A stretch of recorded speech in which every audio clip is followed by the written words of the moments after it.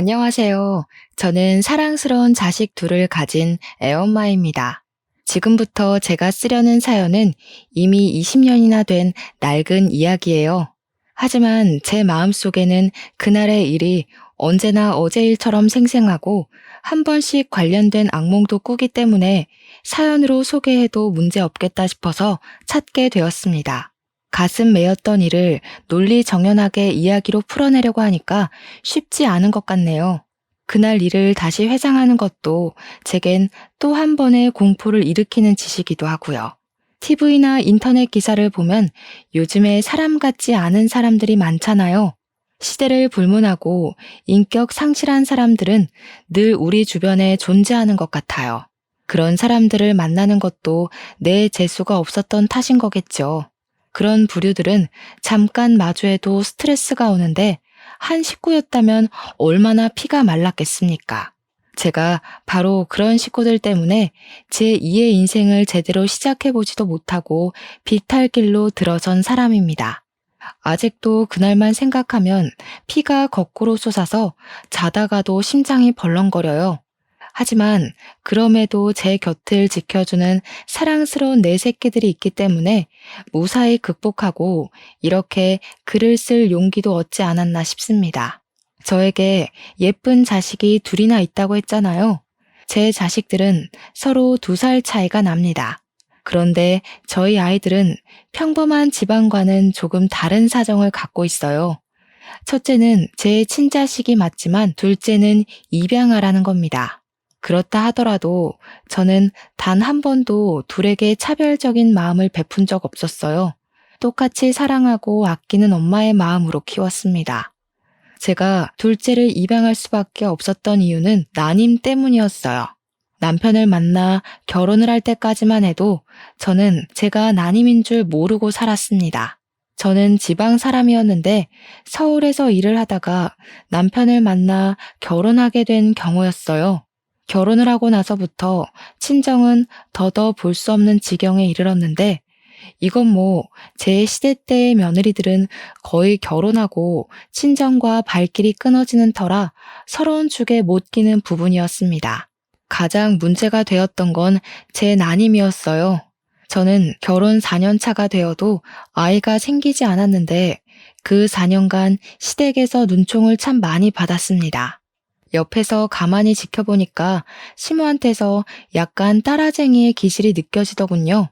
시모에게는 고등학교 동창인 친구들이 몇 명 있습니다.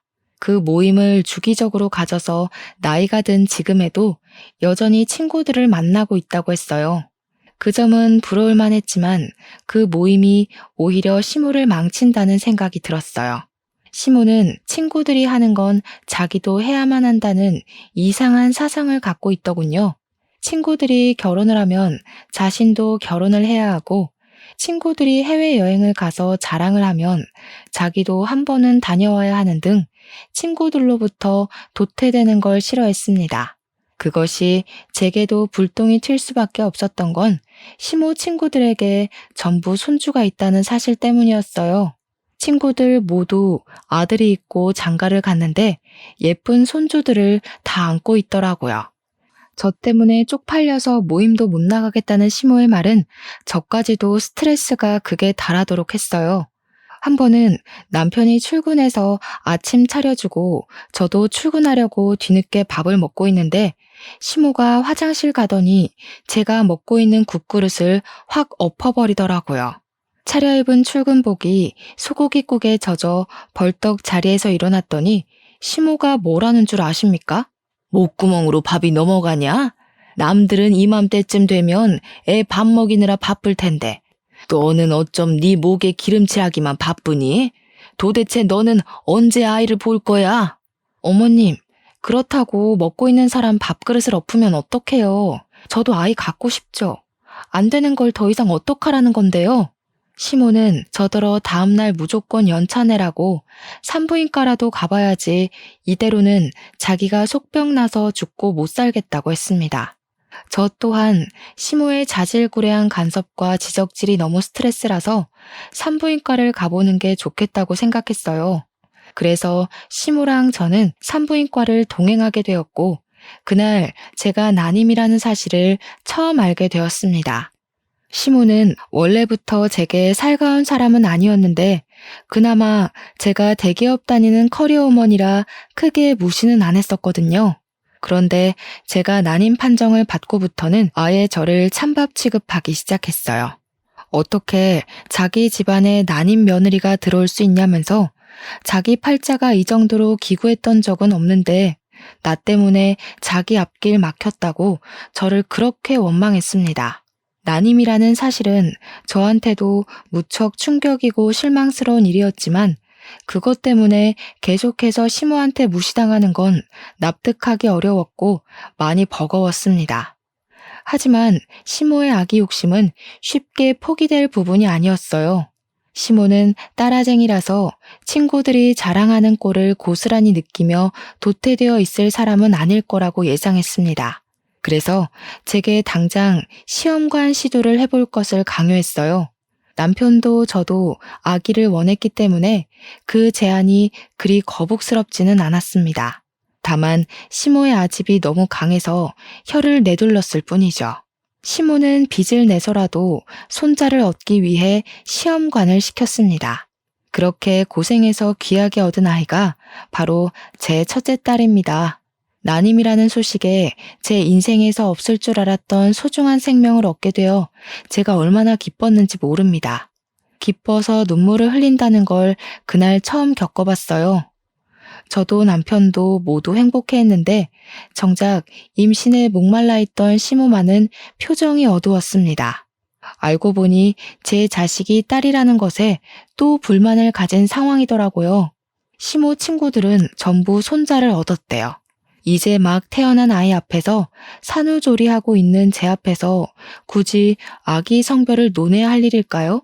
시댁에 힘써주는 덕분에 시험관에 성공하여 딸을 얻게 되었음에도 그 감사함이 길게 가지 못했습니다.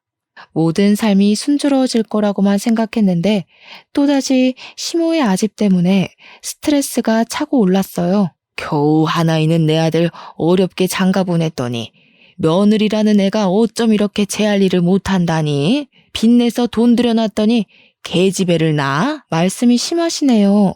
어머님 손녀잖아요. 계집애가 뭐예요? 어머님 원대로 손주 낳았으니까 더 이상 쓸데없는 고집 그만 부리셨으면 해요. 그날 이후로 시모는 손녀에게 한 번도 따뜻한 시선 한 번 보내준 적 없는 사람이었어요. 저는 화장실을 가더라도 아이를 안고 가야 했습니다.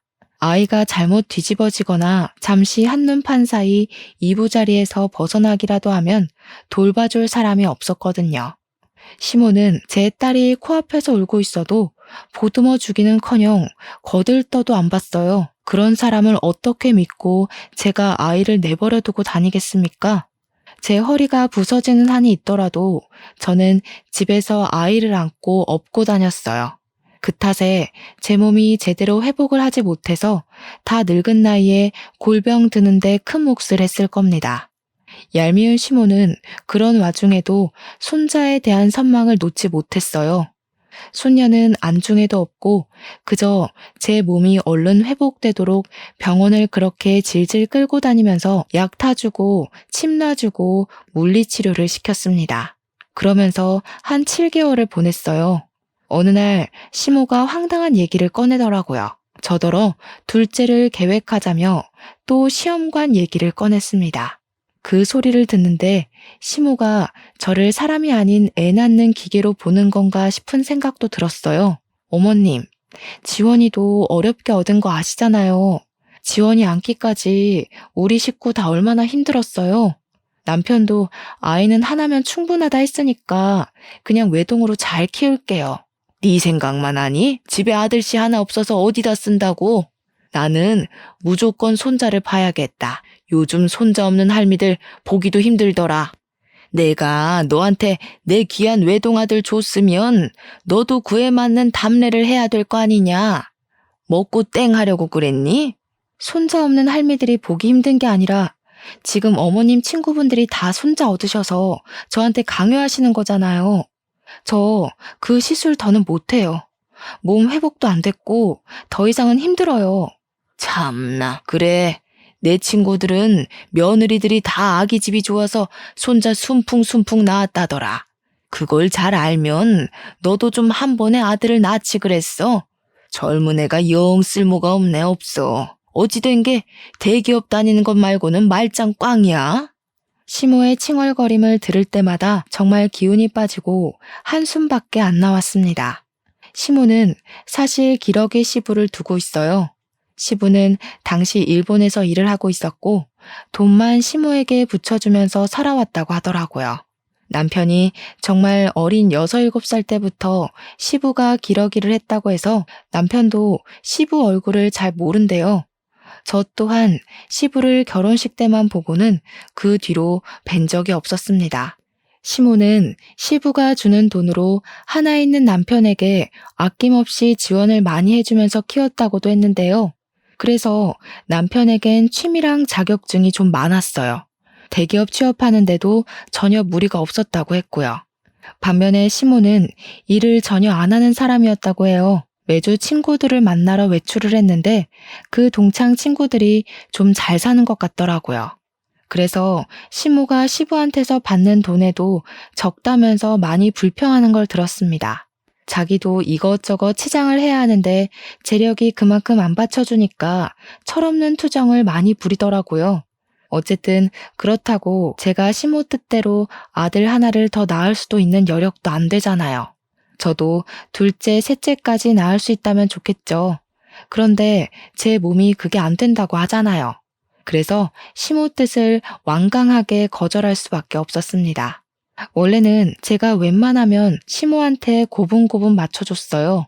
하지만 아이 문제 때문에 제대로 틀어지기 시작하면서 시모랑도 부딪히는 날이 늘어갔던 겁니다. 제가 둘째를 갖지 않겠다고 강력하게 선언을 했더니 역시나 시모가 화가 끝까지 나서는 저한테 토라지고 말았어요. 그래도 어쩔 수가 없지 않습니까? 제가 뭐 천하무적도 아니잖아요. 진짜 끈질기게도 시모는 여전히 손자 욕심을 버리지 못했습니다. 제 주변을 맴돌며 계속 투덜거렸어요. 아들 안 낳을 거면 대기업 며느리 필요 없다든지 세상에 아들 하나 없는 집이 어딨냐라든지 아들 욕심이 절에 없어서 어디 엄마 자격이나 있겠냐. 너 때문에 내 아들까지 앞길이 캄캄하다 등등 엄청 징징거리고 툴툴댔습니다. 시모가 저를 진작에 자기 아들과 이혼시키지 않았던 건 딱 한 가지 이유 때문이었어요. 제가 남편과 같은 대기업 사람인데 듣자 하니 시모 친구들 며느리 중에서 제가 가장 학력이 높은 것 같더라고요. 제 결혼식 날 시모 친구들이 저랑 시모 앞에서 대기업 며느리 생겨서 시모는 참 부럽겠다며 유난을 떨었었거든요. 그때 시모 어깨가 하늘로 치솟았는데 시모가 처음이자 마지막으로 제게 우리 아가라고 불러줬던 것 같아요. 어쨌든 시모가 제 속을 뒤집어 놓고자 일부러 저를 따라다니며 염장 지르는 걸 알기 때문에 저는 그냥 시모의 잔소리를 한 귀로 듣고 한 귀로 흘려버렸어요. 그나마 고마웠던 건 남편한테 시모의 이런 고집을 얘기하면 남편이 저랑 같이 시모 욕을 해준다는 것에서 위안을 많이 얻었습니다. 남편의 존재는 저를 시댁에서 버틸 수 있게 하는 이유가 되는 사람이었어요. 한 번은 시모가 제게 또 손자 가지고 툴툴거릴 때가 있었는데 그걸 남편이 본 적 있었거든요. 남편이 바로 직접 나서서 시모의 잔소리를 막아주더라고요. 제발 좀 적당히 해. 사람 몸이 천근만근인 줄도 모르고 왜 이렇게 철없는 소리를 하는 거야? 내 와이프가 엄마 요구 들어주는 기계야? 자꾸 이런 식이면 우리 분가해버릴 거야. 고집불통 시모도 자기 아들이 혼쭐 내는 것에는 별말을 못하더군요.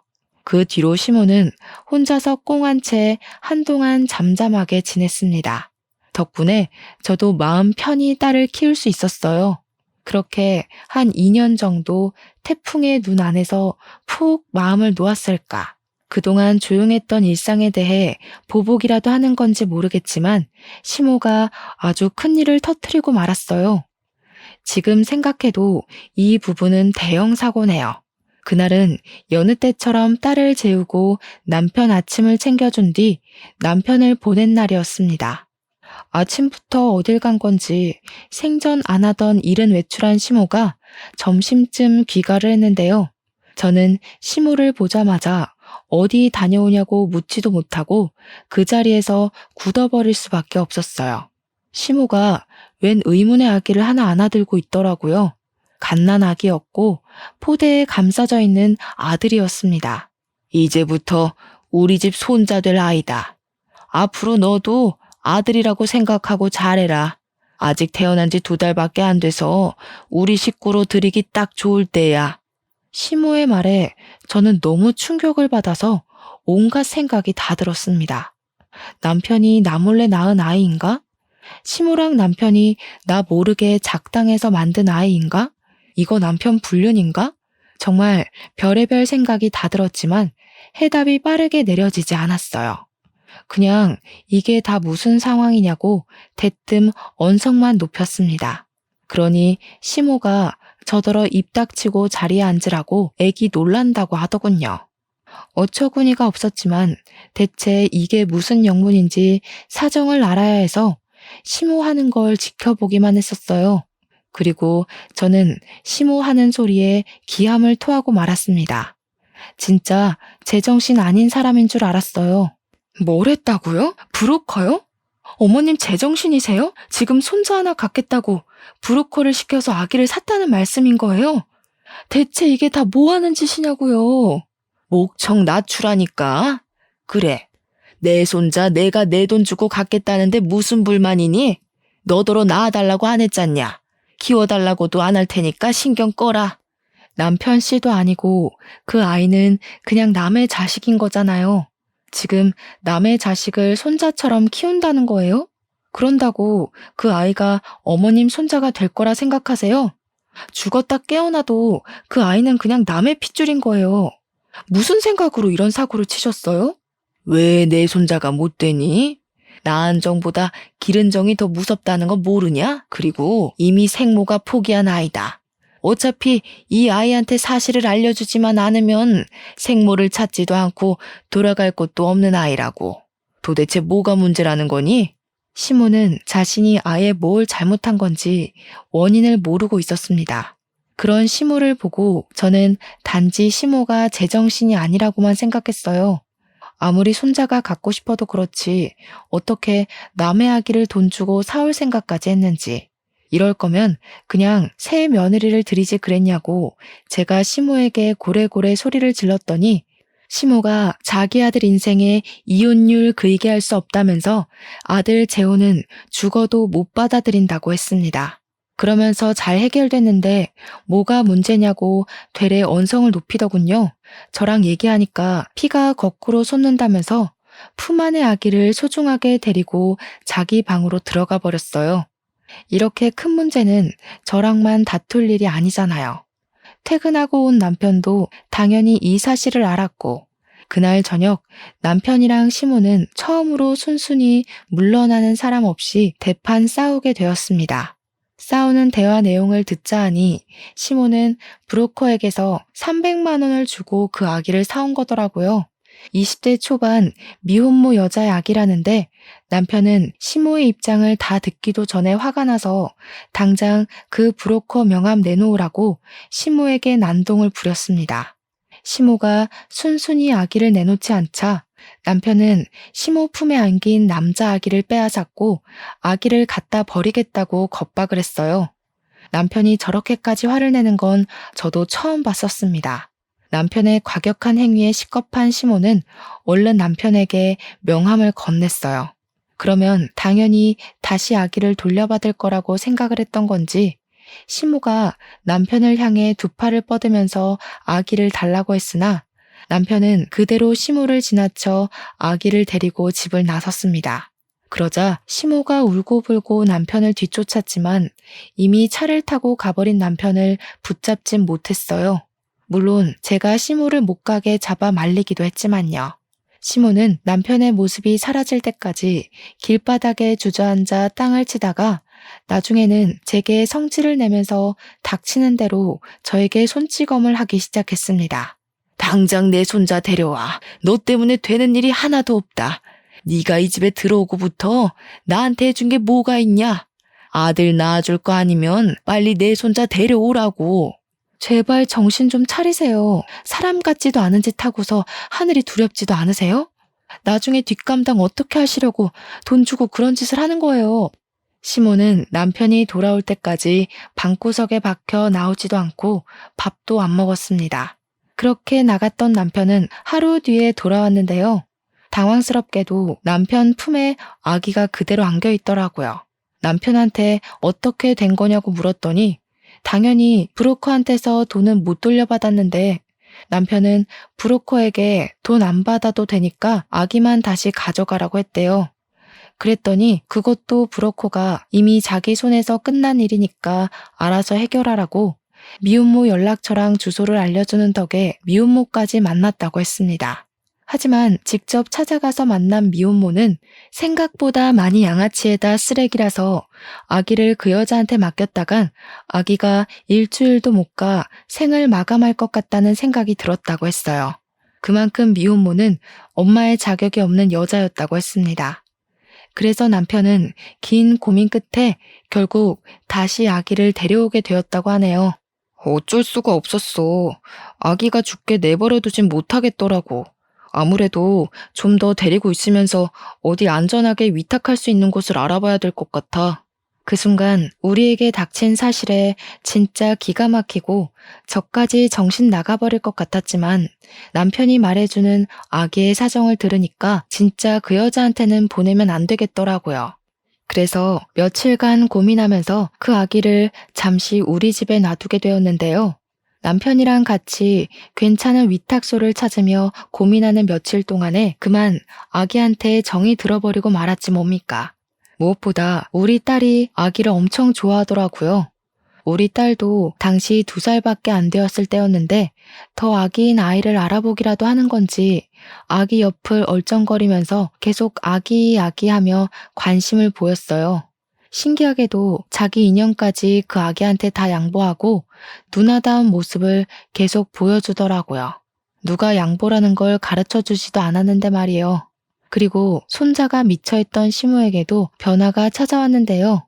손자가 생겼다고 사람이 유들유들해져서는 우리 딸에게도 처음으로 손녀 대우를 해주기 시작했어요. 저 또한 우리 딸과 잘 어울리는 그 아기를 보면서 예뻐서 눈이 계속 가긴 하더라고요. 신기하게도 마치 그 아기가 우환이 깃든 저희 집안에 활기를 찾아주는 것만 같았습니다. 그래서 진짜 말도 안 되게 그 아기를 입양하기로 마음을 먹었어요. 남편이 제 결정에 깜짝 놀라긴 했지만 시모도 좋아하고 우리 딸도 좋아하고 나도 좋은 거라면 남편 또한 좋다고 금방 수긍을 해주었어요. 저의 소중한 둘째는 이렇게 생겨났습니다. 정말 말도 안 되는 일 때문에 제게 아들 녀석이 생겨났지만 이렇게 일이 마무리되었다면 제 이야기가 조금은 덜 서러웠을지도 몰라요. 아이 문제가 해결이 되자 제게 또 다른 골칫거리가 찾아왔는데요. 제 최악의 에피소드는 이때부터가 진짜였습니다. 남편이 어느 순간부터 야식과 회식 자리가 많아져서 새벽에 귀가하는 일이 늘어갔어요. 술에 찌들어서 제정신일 때를 거의 볼 수가 없었을 정도로 빈번했습니다.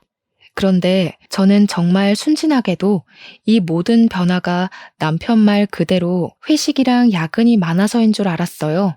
또 제 남편은 제게 한없이 착하고 내 편이던 사람이었기 때문에 남편에게 수상쩍은 문제가 있을 거라곤 생각 자체를 못했었어요.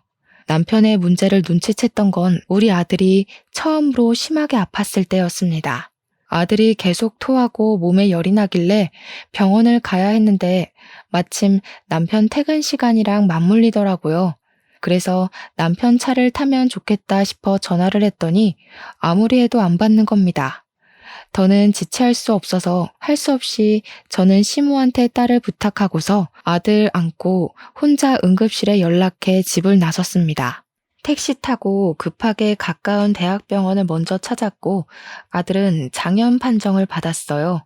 다행히 아들은 링거 한 대 맞으면서 급한 불을 끌 수 있었고 뒤늦게 잠에 푹 들었습니다. 혼자 고군분투를 했더니 힘이 쭉 빠지더라고요. 아들 손을 조물락거리면서 침대에 머리를 기대고 있었는데 그 순간 잊고 있던 남편에게서 전화가 왔었습니다. 받자마자 왜 이렇게 연락이 안 됐냐고 나 혼자 애 아파서 무서웠다고 하소연을 하려고 했는데 수화기 너머에서 건너오는 목소리는 정작 낯선 여자의 것이었습니다. 안녕하세요, 사모님.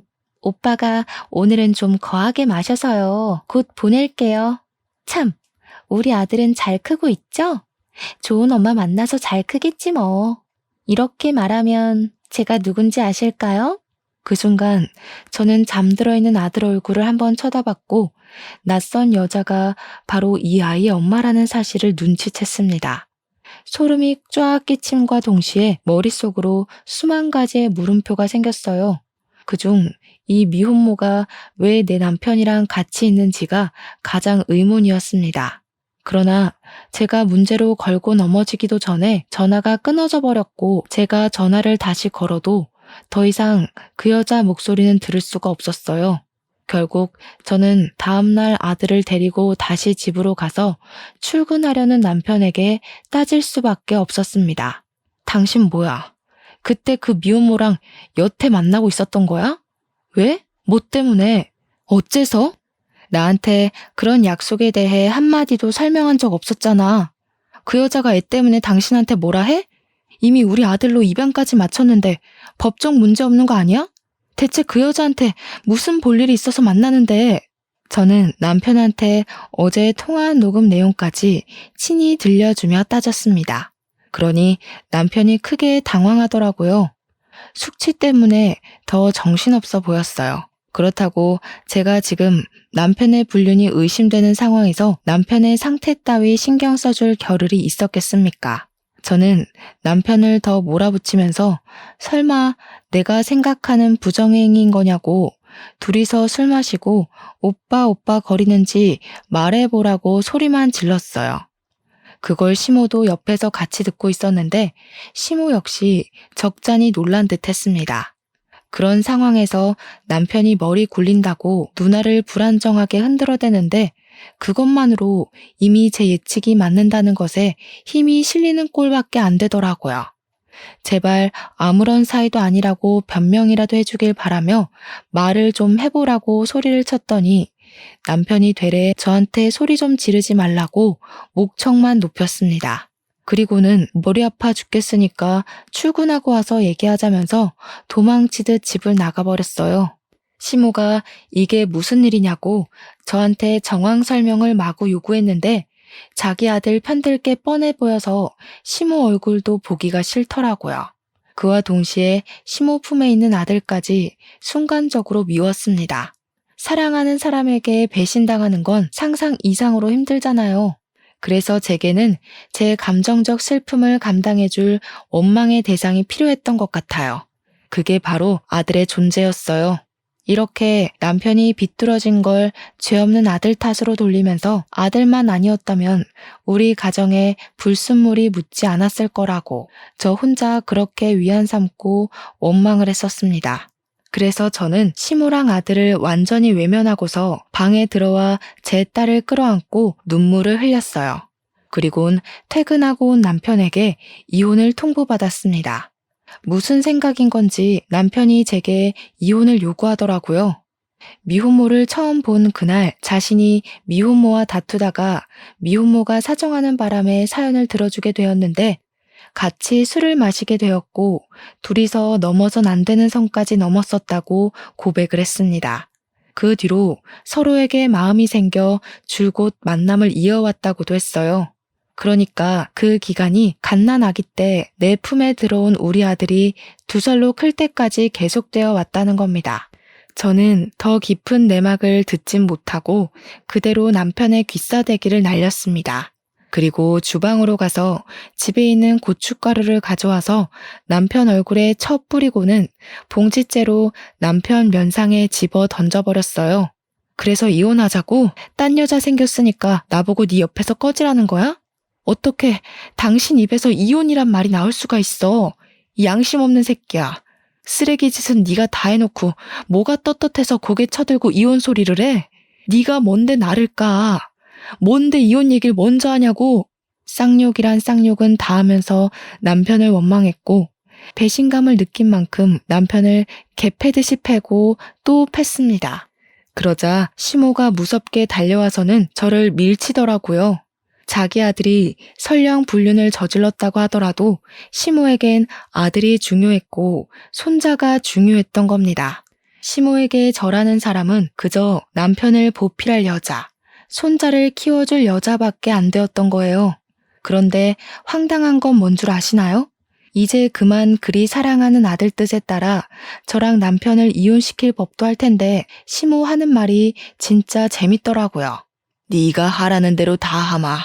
그래도 이혼은 안 된다. 그냥 내 아들이랑 그 여자랑 만나든 말든 신경 끄고 네가 이 집에서 상전처럼 살면 되잖냐. 앞으로 네가 하는 일 다 입안될 테니까 이혼은 절대 생각도 마라.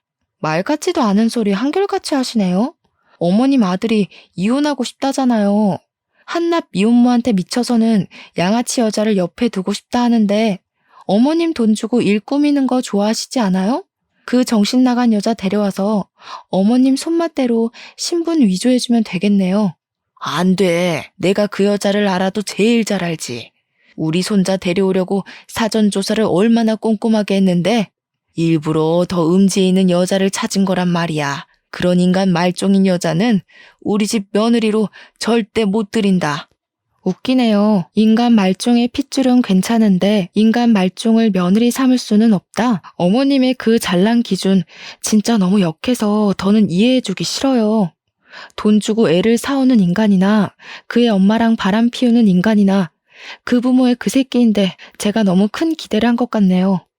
진작에 이 답 없는 집구석 나왔어야 했는데 저는 이혼 합의는 절대 해줄 생각이 없어서 제가 당한 만큼 소송으로 갚아주겠다고 경고장을 날려준 뒤에 바로 짐을 챙겼습니다.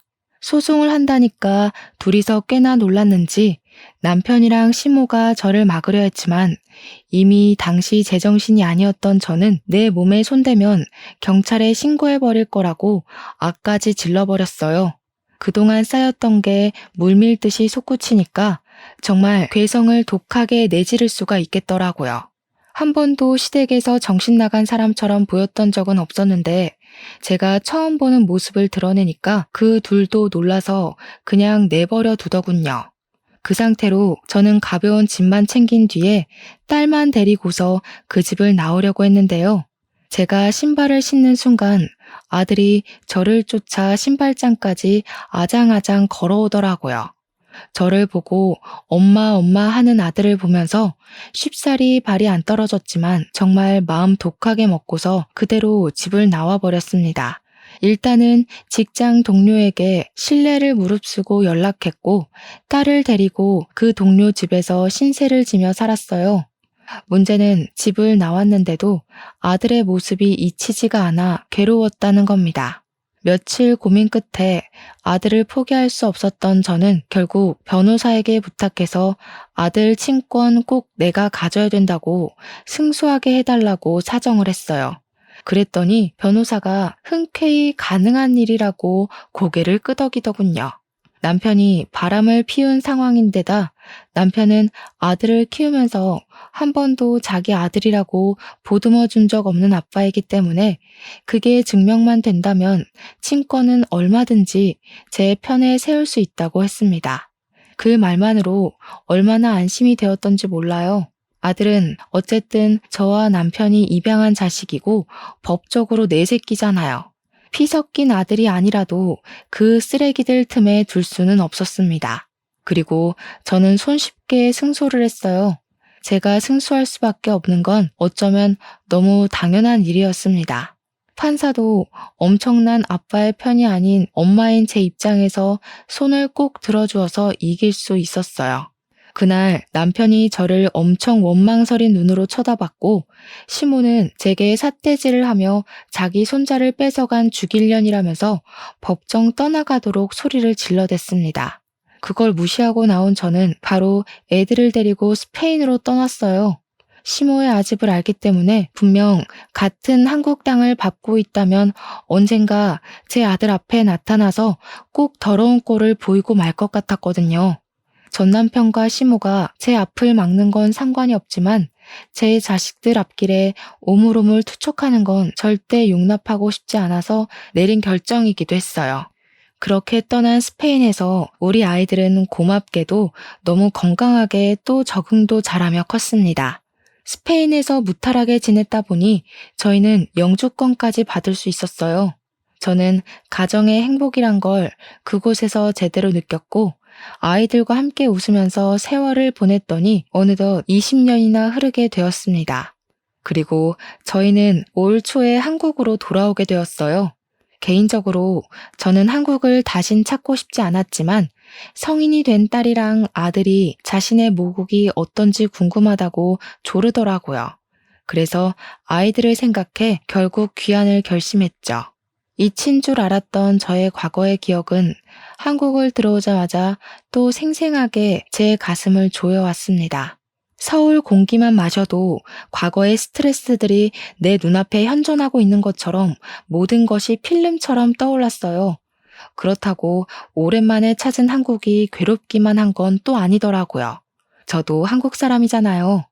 한편으론 저의 친정이 있기도 한 이곳이 반가운 것도 사실이었습니다. 저는 한국에 오자마자 못 본 새에 나이가 많이 든 친정 부모를 찾아뵈었고 우리 애들이 외조부를 휴대폰으로만 보다가 직접 보니 훨씬 더 좋아하며 살갑게 행동했습니다. 제 부모님이 웃고 제 자식들이 웃는데 그 모습을 지켜보던 그 순간에 그런 생각이 들더라고요.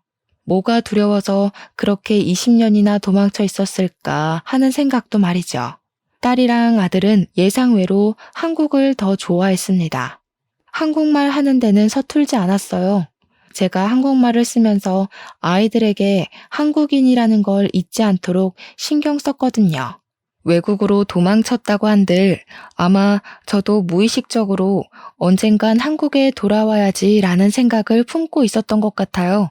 제 자식들은 스페인에서도 한국 대사관에서 일을 하는 외교관들이었습니다. 한국으로 돌아와서도 나란히 외교부로 취업이 되었기 때문에 불과 얼마 전 집을 구해야 해서 아들이랑 같이 차를 타고 부동산을 돌았던 적이 있었어요. 살다 그렇게 신기한 일은 또 처음이었습니다. 아들이랑 같이 여러 차례 부동산 매물을 고민하던 중 저희가 한 부동산에서 익숙한 매물을 소개받았어요. 놀랍게도 제게는 상처나 다름없던 시댁 매물이 나와 있더라고요. 중개사가 말하길 그 매물 주인이 할머니가 건강이 악화돼서 병원비가 많이 필요한데 아들 되는 사람이 불륜 사건 터지는 바람에 대기업 직장을 잘려서 급전이 급한 상황이라 집을 팔고 작은 데로 이사를 간다고 했다네요. 그것이 시모랑 전 남편 얘기라는 걸 알아서 순간 저도 모르고 가슴속 응어리가 쪼여왔습니다. 화병이 도진 듯 열기가 올라서 가슴 중앙을 2번 쳤더니 아들이 걱정하면서 왜 그러냐고 묻더군요. 저는 그 부동산을 나와서 아들이 사주는 냉커피 한 잔을 마시며 어렵게 설명을 해줬는데요. 애들이 학교 다닐 나이에 제가 이미 제 사정과 애들의 아빠 사정, 그리고 입양 사정도 모두 얘기를 해줬었어요. 그때마다 제가 시모랑 전 남편 기억 때문에 한 번씩 한숨을 내뱉으면 착한 우리 애들은 그저 제 걱정과 자신들을 홀로 키워준 저에 대해 존경심밖에 없다고 위로해 주었고 저를 대신해서 늘 시모랑 전 남편에게 앙심을 품고 있었습니다. 그래서 그런지 시모랑 전 남편 얘기를 다시 꺼내도 아들은 그리 놀라지 않더라고요. 오히려 저를 그리 괴롭히고 자신을 2번 버려지게 했었다는 시모랑 전 남편 존재를 얼떨결에 찾았다 보니까 궁금해하기까지 했습니다. 그러면서 하는 말이 아들이 시모 집을 매매하자고 제안했어요. 놀라서 무슨 생각으로 그런 소리를 하냐고 너한테 상처 준 사람들인데 왜 굳이 나서서 또 상처를 받으려고 하냐고 했더니 아들은 그 사람들한테 받은 상처가 얼마나 아팠는지 전혀 기억 안 나지만 해선 안 될 짓을 했다는 걸 알게 해주고 싶다고 했어요. 뿐만 아니라 제가 더 놀랐던 건 그 매물에 대한 숨겨진 복권이 따로 있었다는 겁니다. 그래서 얼떨결에 아들 주도하에 그 집을 매매하게 되었는데 그러기 위해서는 집주인을 만나야 했어요. 시모가 건강했다면 직접 왔겠지만 다 죽어간다고 했으니 대리인으로 부동산을 찾아온 전 남편을 마주하게 된 자리였습니다.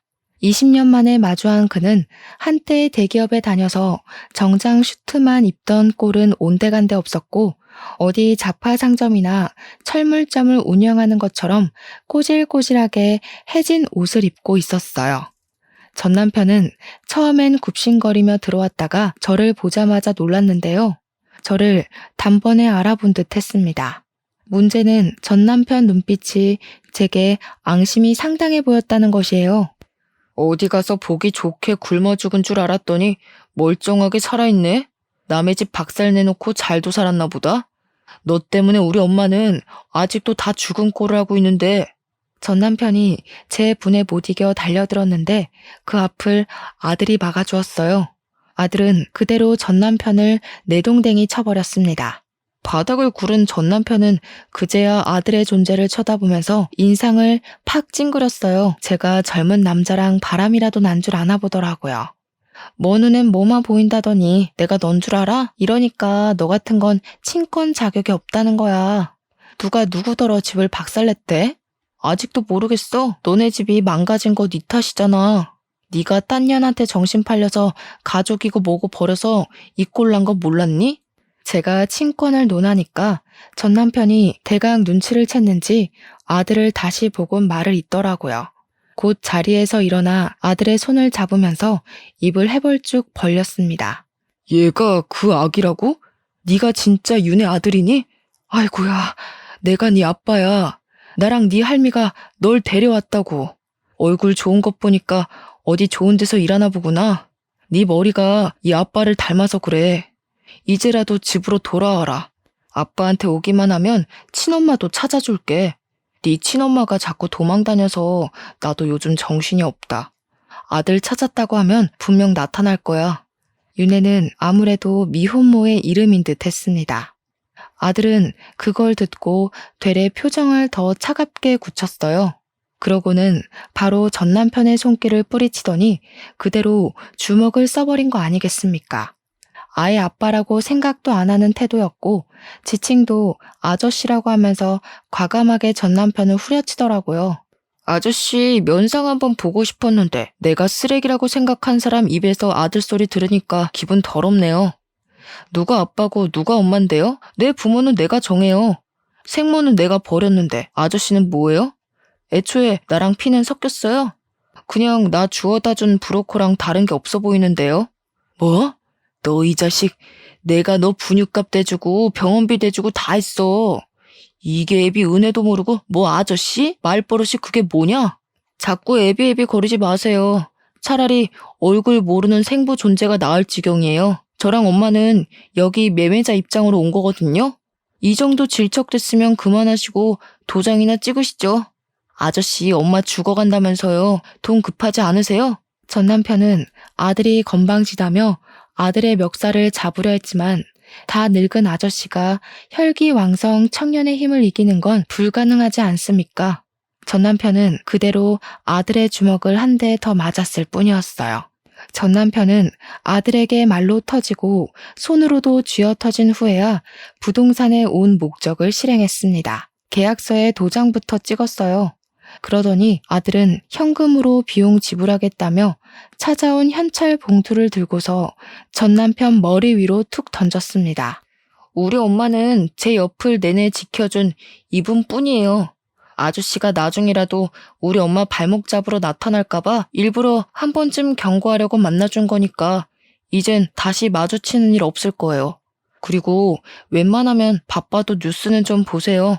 멍청하니까 이렇게 제 복도 발로 뻥 차버리지. 전 남편이 아들의 말을 이해하지 못해서 아들을 째려보고만 있었는데요.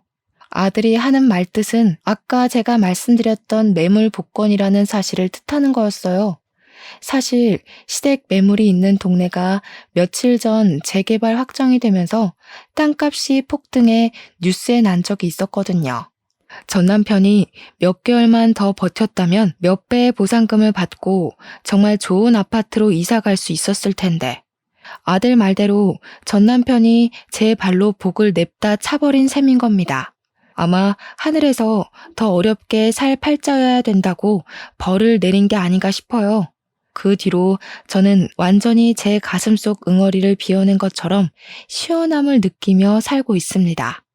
더 이상 전 남편과 시모가 제 가정에 허튼 짓이라도 할까봐 전전긍긍할 필요도 없고 자녀들한테 복의 겨울만큼 효도까지 받고 있으니 이보다 더 좋은 세상이 있을까 하며 지내고 있어요. 제 속의 한은 20년이나 걸려서 완벽하게 해소가 되었지만 그래도 이 긴 세월 동안 느낀 것이 있다면 절대 나쁘게 살면 안 되겠다는 마음이었어요. 마치 하늘에서 다 지켜보고 나쁜 짓 한 사람들의 결말은 처참할 수밖에 없다는 걸 알려주는 것 같았거든요. 20년이나 지난 세월에서도 가혹하게 무너질 게 남았다는 걸 누가 알았겠습니까? 아무튼 저는 더 행복한 시간을 보내고 있습니다. 애들 덕분에 일도 안 하고 있고 친정 부모님과도 해외여행도 계획했어요. 친정 부모님이 제가 살았던 제2의 고향 스페인이 궁금하다고 하셔서 손자, 손녀를 가이드 삼아 보고 싶다고 하시더라고요. 앞으로도 저희는 오늘처럼 즐겁고 편하게만 사는 게 목표입니다. 저희뿐만 아니라 모든 분들이 웃는 날이 많았으면 좋겠네요. 얘기가 너무 복잡하고 길었습니다. 이만 마무리 짓도록 할게요. 읽어주셔서 감사드려요.